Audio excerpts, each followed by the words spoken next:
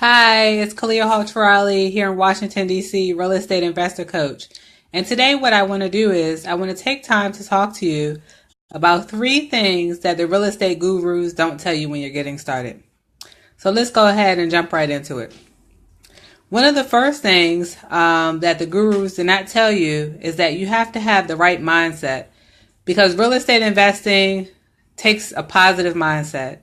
So if you're getting into it and you're kind of second guessing everything, that's going to basically destroy your success. So one of the first things that you need to do when you're getting into real estate is have a positive mindset and just have an open mind. Because another thing, a lot of people, when they get in, they're kind of thinking, oh, well, is this legal? Is this right? Is that right? Maybe they're overthinking things. It's just our mind's way of hindering our success. So one thing is that you have to have an open mind, have a positive mindset, and just be willing to take action. So let's say, for instance, you're working with someone, you're following their success, you're modeling their success. You need to be open to the things that they're telling you to do in order for you to reach whatever your end goal is. One of the second things that a lot of gurus tell you, I'm sure you hear a lot of times people say, okay, no money down, no money at all, no money down, and things like that.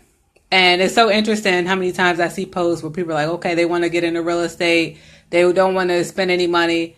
And so I'm always wondering, because as long as I've been into real estate, I've never actually seen where, let's take money outside of it. I've never seen where people didn't bring anything to the table. And so most of the time when you're getting into real estate, if you don't have money, then that means that you need to be bringing the deal. So you have to be bringing something to the table. So if you don't have money, you need to be bringing a deal to the table. Or maybe some people use their credit, whatever the case is. Either they have credit, they're bringing the deal, or they have some money, one of the three. And normally if you're just getting started and you're just learning to bring everything to the table where you don't have to put anything to it, may be fairly difficult. It's probably really not that many people who are actually getting in where they're not putting anything into it, unless they find like a very fantastic deal where people are looking at making a lot of money off of it. In that situation, you could bring a deal. Maybe somebody puts up, like in my situation when I got started, somebody else, it was actually a great deal because the person who did the deal probably made about $200,000.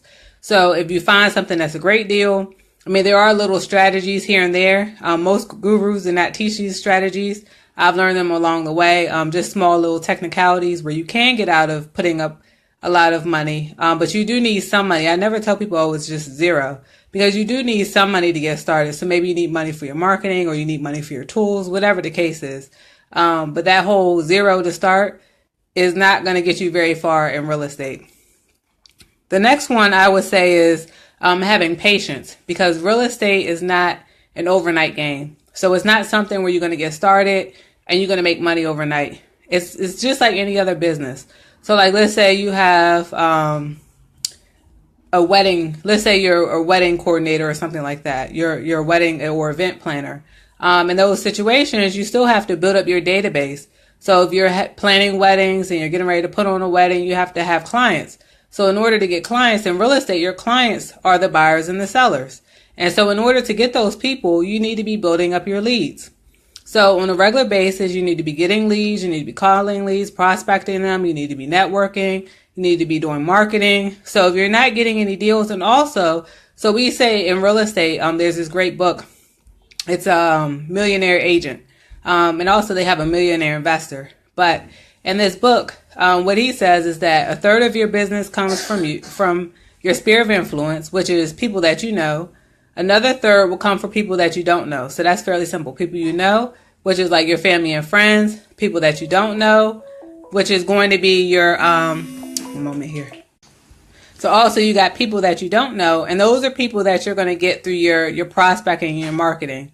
And the other third could also just come from referrals. Like, let's say, for instance, you know, a loan officer, you know, somebody else who's in the business. Maybe it's a real estate agent, somebody who they call it an allied resource. That person is somebody that's another real estate professional or some type of profession where they're going to actually refer you people.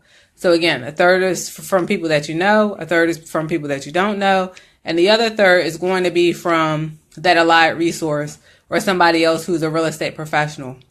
And so in those situations, you always have to be looking for more leads. So if you're putting, let's say half your time into it. Let's say you're not really, you're calling people here. This week you don't call. Next week you call. This time you don't call. If you're not consistent, then you're not going to have consistent results either. So definitely you need to be putting it out there. So maybe you could share it with people on Facebook, your family and friends. You could also go through calling people. One of the exercises that I normally give my real estate agents is that when they first get started, I have them write a list of 100 people. I'm sure you've heard of that, and most businesses, probably MLMs, do the same thing. But they want you to write a list of people that you know, and then call all those people to see if they know if they're interested in selling, or they know somebody else who wants to sell. So, of course, that's not something that a lot of people like doing. But it is good, because the reason why is because somebody that you know, or they may know, is probably interested in selling real estate. And so somebody that you know could be like one of your first deals while you're still building up your database. Let's say you're looking for probates, you're going to the auctions, or let's say you're getting pre-foreclosures, or you're doing vacant properties. Vacant properties is also a good way to actually come across deals. Okay, so there you have it. I just gave you 3 things that the gurus don't tell you. One is having a positive mindset, which we've gone through. The second one is that whole no money down. And the third one is just having patience and just knowing that things are not going to happen overnight. Another thing that I wanted to add on to that third one too is that keep in mind, when you're dealing with real estate, you're dealing with people's personal lives. So people may be living in the house. There may be 5 and 6 siblings involved. So you have to understand, sometimes people are sick or whatever. They're having a distressed situation. And so they're not, even though you're looking to make money right away, it doesn't always mean that that person's going to be ready to make a decision every day or right away. So that's why you have to make sure that you're willing to follow up, because follow up is really where the money's made. Okay, so take care. If you have any questions, please leave them below.